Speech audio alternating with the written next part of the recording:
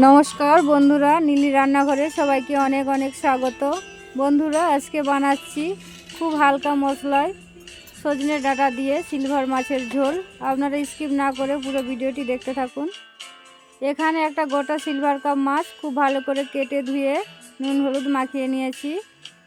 আলু খুব সাইজ মতো কেটে নিয়েছি। সজনে ডাঁটা আংশি ছাড়িয়ে কেটে নিয়েছি সাইজ মতো।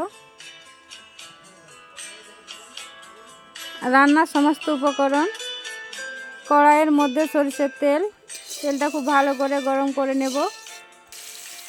মাছগুলো একে একে তেলের মধ্যে ভেজে নেব।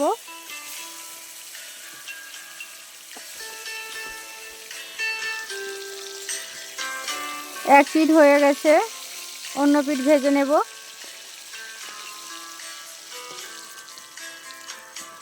এপিঠ ওপিঠ করে সমস্ত মাছগুলো ভেজে নিয়েছি খুব ভালো করে।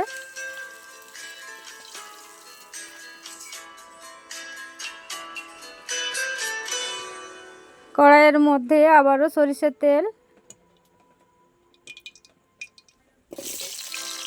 আলু তেলের মধ্যে আমি ভেজে নেব।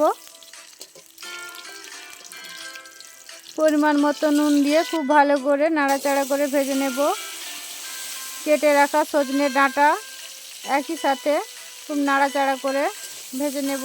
পরিমাণ মতো হলুদ দিয়ে দিলাম। সজনে ডাঁটা খুব ভালো করে কষিয়ে নেব যাতে হালি গ্যাসটা না থাকে। খুব ভালো করে কষিয়ে নিয়েছি।